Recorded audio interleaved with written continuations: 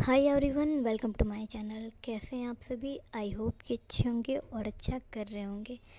सबसे पहले thank you so much, आप सभी लोगों की वजह से 1K कंप्लीट हो चुके हैं।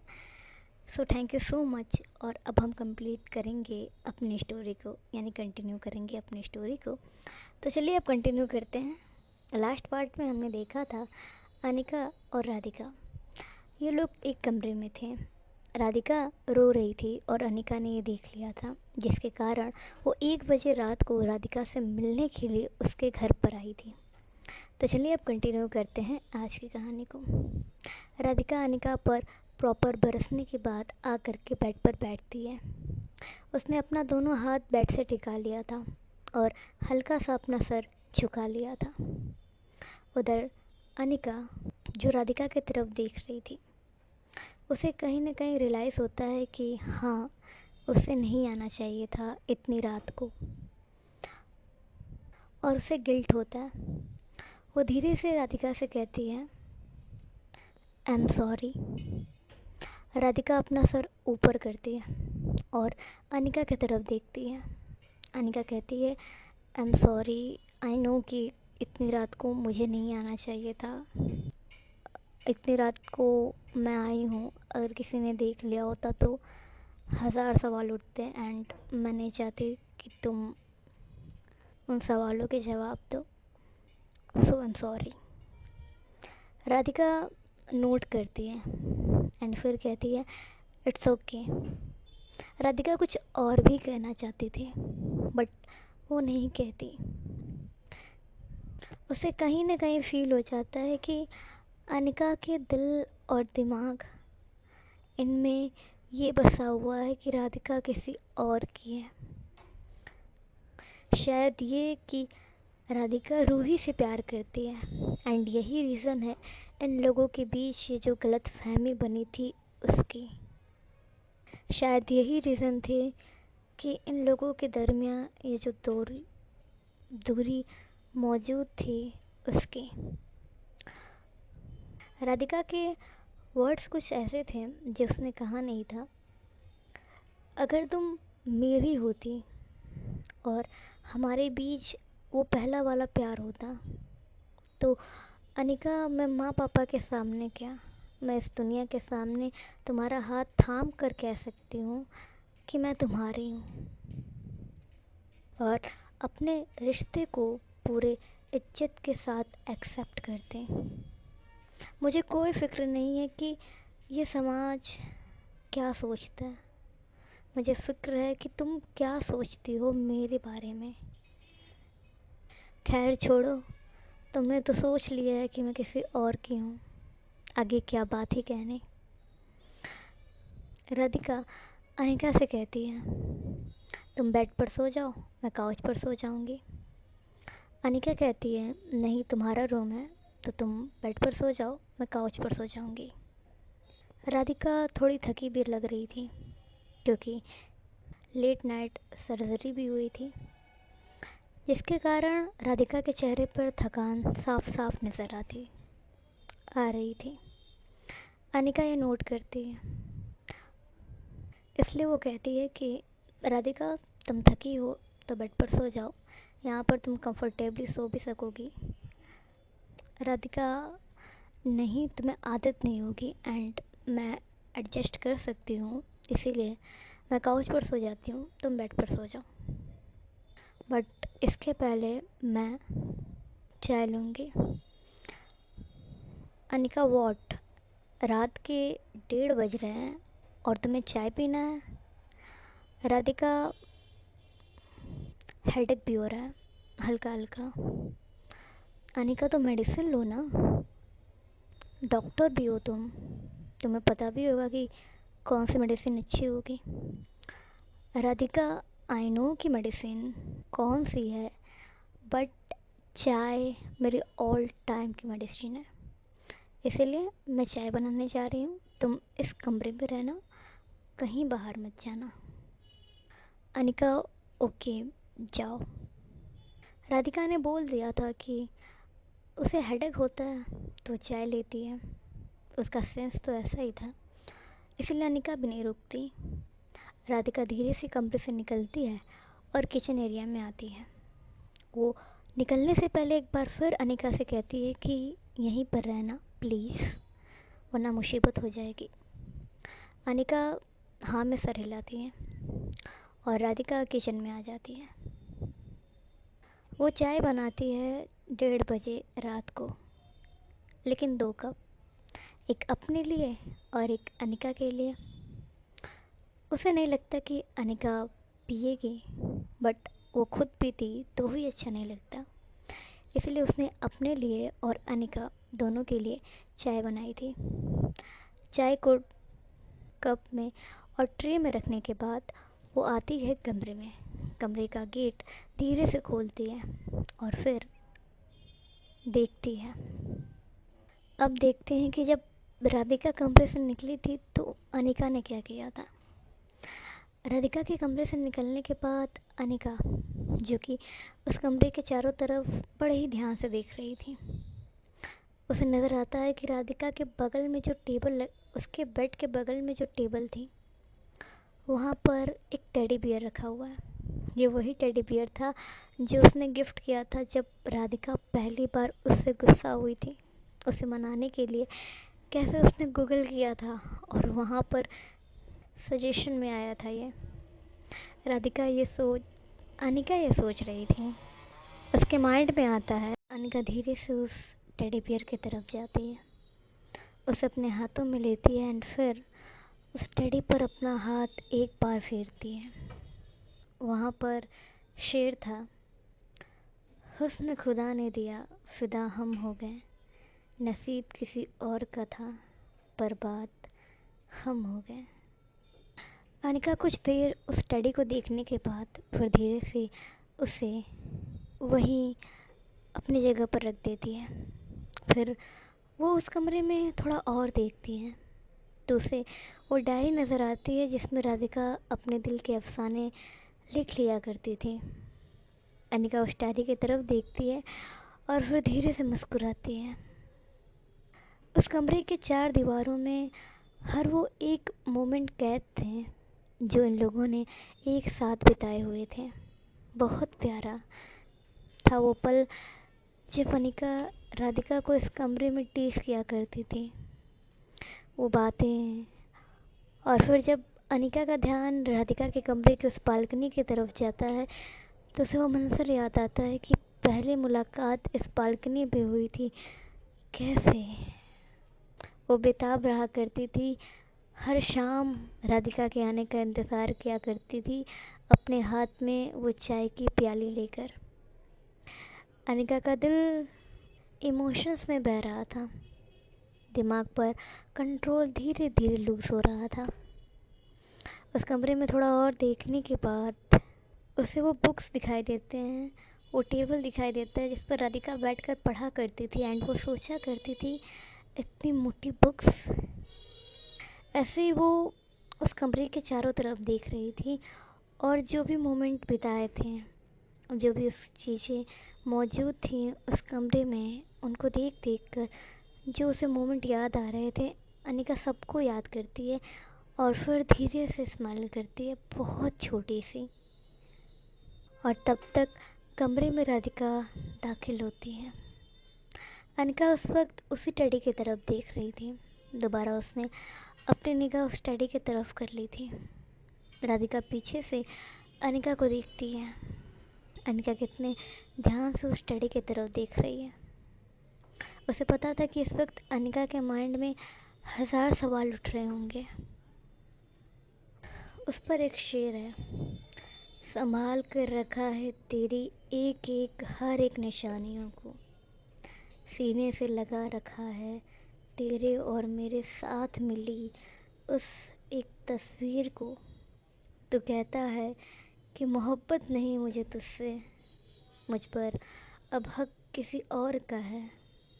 ज़रा फिर कहना मेरे इन आँखों में देख कर, उन पन्नों को पढ़ कर जिसमें मैंने लिखे हैं अफसाने तेरे इंतज़ार के।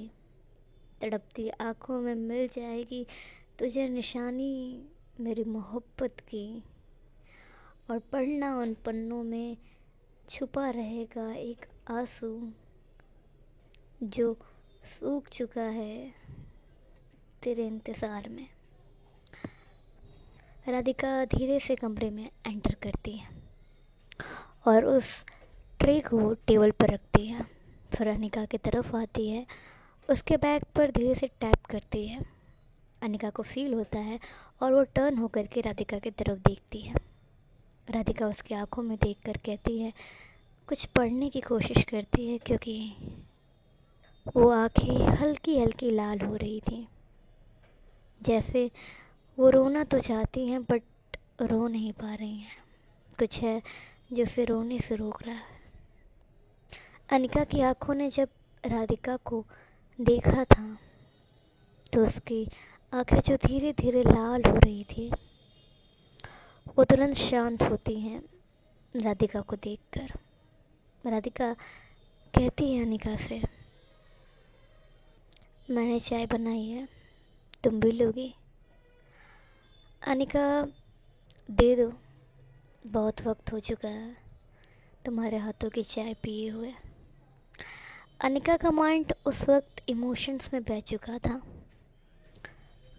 इसलिए वो केवल उन्हीं बातों पर तर्क कर रहा था जो उसका दिल चाहता था। कोई बेफिजूल की बातें नहीं जो उसे रोक रही हूँ। राधिका उस ट्रे को लेकर के आती है और फिर एक कप खुद लेती है और एक कप अनिका को देती है। अनिका एक सिप लेती है और राधिका की तरफ देखती है। राधिका भी चाय की एक सिप लेती है। अनिका कहती है, थैंक यू, चाय टेस्टी है। अनिका, कोई नीड नहीं है थैंक यू कहने की। फिर धीरे से जो राधिका है वो बालकनी की तरफ आने लगती है। राधिका को बालकनी की तरफ जाते हुए देखकर अनिका पीछे पीछे बालकनी में आती है। दोनों बालकनी में खड़े होते हैं।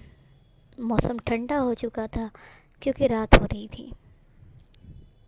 अनिका अपना एक हाथ अपने पॉकेट में डालती है और एक हाथ से चाय होल्ड करती है। वही राधिका, जिसने अपने बालों का जूरा कर रखा था, उसे ओपन कर देती है। वो लहराते बाल जिनसे हवा जब टकरा कर अनिका के सांसों में आती है तो एक महक घोल देती है। अनिका की निगाह पूरी तरीके से राधिका पर टिक जाती है। राधिका के आगे के कुछ बाल जो थे, यानी उसकी जो जुल्फ़ें थीं, वो हल्की हल्की हवाओं के कारण हवा में लहरा रही थी। अनिका उन्हीं की तरफ देख रही थी और राधिका अनिका की आंखों में। दोनों एक दूसरे को देखते हैं। खामोशी मौजूद थी, लब कुछ नहीं कह रहे थे। आंखें अपने अपने महबूब का सजदा कर रहे थे। वक्त बहुत शांत था, चारों तरफ शांति ही थी और जो लाइट्स थी वो भी बहुत कम थी। अंधेरा साफ साफ वहाँ पर मौजूद था। प्रकृति के इस दिलनशी लम्हे में दो दिल आँखों से टकरा रहे थे। आंखें सवाल पूछ रही थी, एक दूसरे का सजदा कर रही थी, एक दूसरे की खूबसूरती को उतार रही थी। जब लब बातें न कह पाएँ तो आंखें सब कुछ कह लिया करती हैं। तो वहाँ पर जॉन एलिया ने कहा था, कोई बातों के इंतज़ार में बैठा रहा और किसी ने आंखें पढ़ ली। सेम यही मोमेंट चल रहा था। राधिका थोड़ा झुकती है और चाय का एक सिप लेते हुए धीरे से बोलती है, अनिका। अनिका भी होश में आती है और कहती है, हाँ। राधिका कहती है, पहले से बहुत चेंज हो चुकी हो तुम। अनिका, कुछ चेंजेस ज़रूरी होते हैं लाइफ में, राधिका, मुझे कुछ कहना है तुमसे। अनिका, हाँ बोलो। राधिका कहती है, मेरी आंखों में देखो। अनिका उसकी आंखों में देखती है। फिर राधिका पूछती है कि इन आंखों में तुम्हें क्या दिखता है। राधिका इतना बोल कर शांत हो जाती है। अनिका उसकी आंखें पढ़ने लगती है, जिसमें साफ साफ उसके लिए मोहब्बत दिख रही थी। वो इंतज़ार दिख रहा था जो राधिका ने 7 साल उसके लिए किया। उन आँखों में वो मंज़र भी दिख रहा था कि कैसे ये आँखें सूनी थी 7 साल के लिए। रंग भरी इस दुनिया में बेरंग हो चुकी थी। कैसे राधिका की लाइफ उसके जाने के बाद वो उस आँखों में लिखा हुआ था। उन पन्नों पर जो एहसास राधिका ने उतारे थे वो भी अनिका उस आँखों में पढ़ रही थी। उसकी आंखें धीरे से सॉफ्ट हो जाती हैं और घबरा जाती हैं, और फिर अनिका धीरे से अपना एक कदम पीछे कर लेती है। राधिका उसके लब हिलते हैं और पूछती है कि क्या हुआ। अनिका अपने चाय का सिप लेती है और जो उसने हाथ अपने पॉकेट में डाल रखा था वहाँ पर अपनी मुट्ठी कसती है, जिससे उसकी नसें तनती हैं। राधिका इतनी देर में ये भी नोट कर लेती है कि अनिका क्या फील कर रही है। राधिका धीरे से अनिका के करीब आती है और उसके हाथ को पॉकेट से निकालती है, और फिर जो नसें अनिका की तनी हुई थी उन पर राधिका का हाथ पड़ता है तो वो ढीली हो जाती हैं। हवा का झोंका एक और बहता है और राधिका की जुल्फ़ें अनिका के चेहरे पर आ जाती हैं। ये हवा में लहराते राधिका के केस, होठों पर वो लाली, चेहरे का वो नूर, आँखों में उठी वो चमक आज भी अनिका के दिल को घायल करती थी। अनिका एक डीप सांस लेती है, एक गहरी सांस लेती है, और फिर अपने चेहरे से उस बालों को हटाती है। राधिका पीछे होती है और फिर अनिका की आंखों में देखते हुए कहती है कि अनिका, वापस से इन आँखों में देखो। अनिका अपना चेहरा झुका लेती है। वो पढ़ना नहीं चाहती थी उन आँखों को, वो अपनी नज़रें झुका लेती है। अनिका की उन आँखों को झुकी हुई देखकर राधिका कहती है कि क्या हुआ। उसने अब भी अनिका का हाथ होल्ड किया हुआ था। अनिका कहती है कुछ नहीं। राधिका, हिम्मत नहीं है इन आँखों में देखने की। अनिका कुछ नहीं कहती।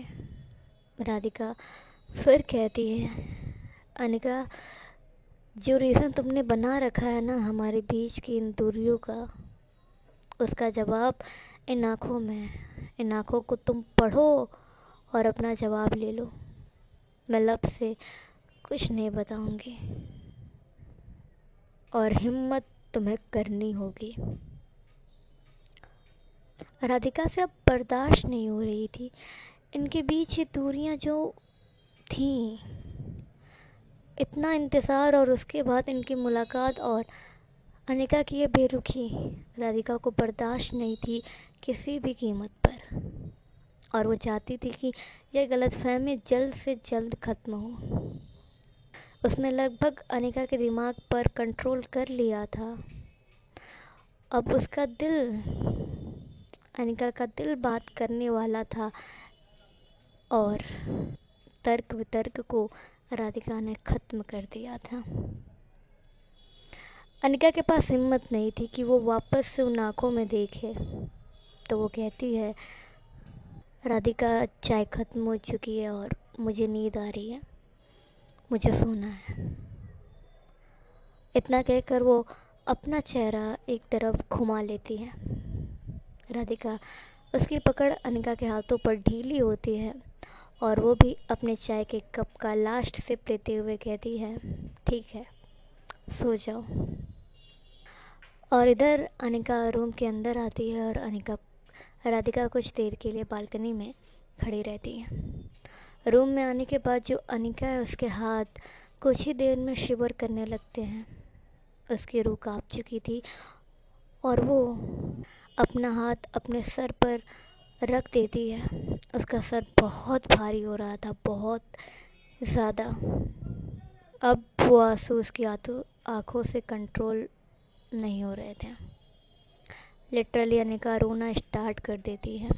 उसने अपना हाथ अपने सर पर रखा हुआ था, अपने कानों के पास, और अपना सर धीरे से झुका लिया था और उसकी बॉडी हल्की हल्की शिवर कर रही थी। उसके लब हिल रहे थे लेकिन कुछ कह नहीं रहे थे। उधर राधिका बालकनी में खड़ी थी लेकिन उसे कुछ फील होता है और वो तुरंत ही कमरे के अंदर आती है। और जब कमरे के अंदर आती है तो देखती है अनिका बेड के नीचे बैठी हुई है और उसकी ये हालत। राधिका तुरंत ही उस कप को रखती है और भागते हुए अनिका की तरफ आती है। अनिका को ऐसे कांपते देखकर जो राधिका वो पूरी तरीके से परेशान हो जाती है। अनिका के दिल की धड़कनें बहुत फास्ट थी, बहुत ज़्यादा। राधिका को समझ नहीं आता कि वो क्या करे। वो घबराती हुई आवाज़ में अनिका कहती है। अनिका कुछ नहीं कह रही थी, बस उसको राधिका चाहिए थी, बहुत करीब, उसके बहुत ज़्यादा करीब। और राधिका ने एक दूरी बना रखी थी, उसने अनिका को हक नहीं किया हुआ था। लेकिन जब देखती है कि अनिका को उसकी ज़रूरत है, वो तुरंत ही अनिका को अपने सीने से लगा लेती है। अनिका का सर राधिका के सीने से टच होता है और उसके आसपास राधिका के बाहों का घेरा बन जाता है। अनिका अब सेफ फील करती है। उसका दिल जो फास्ट था वो धीरे धीरे शांत होता है। राधिका उसके बैक पर रब करते हुए कहती है, अनिका क्या हुआ, शांत हो जाओ, शांत हो जाओ, शांत हो जाओ। राधिका बस इतना कह रही थी और बहुत ही टाइटली उसने अनिका को हग किया हुआ था।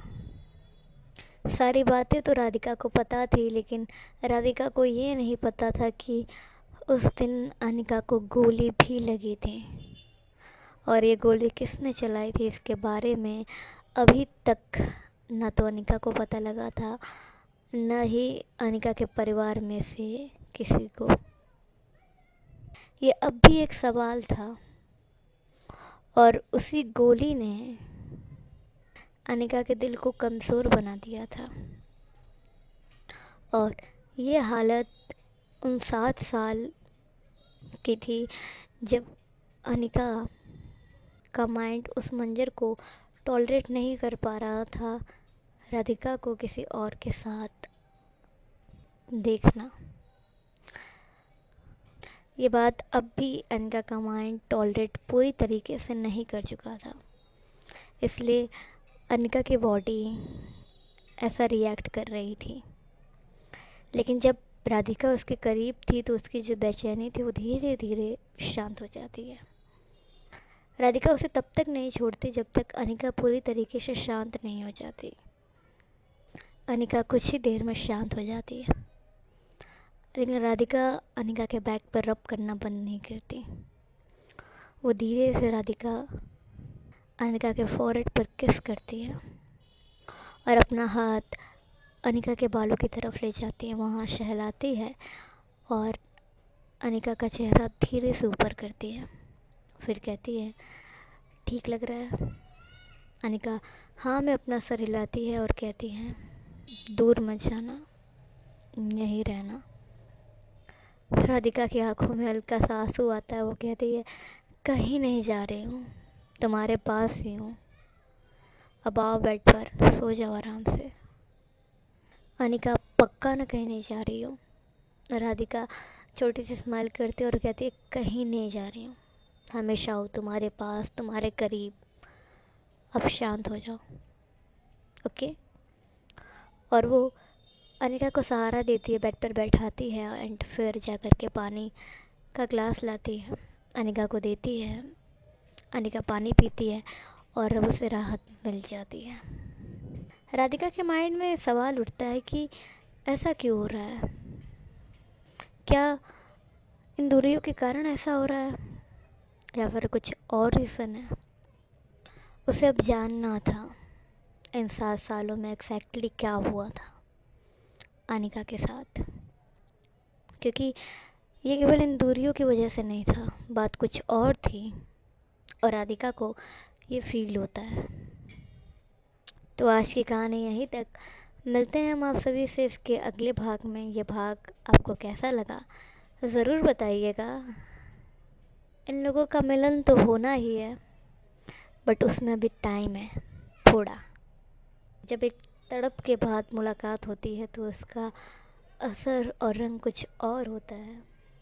तो देखिएगा आप लोग कि इनकी मुलाकात कैसे होने वाली है, यानी ये लोग वापस कैसे कपल होने वाले हैं एंड एक दूसरे से कितनी मोहब्बत करते इसका इजहार करेंगे।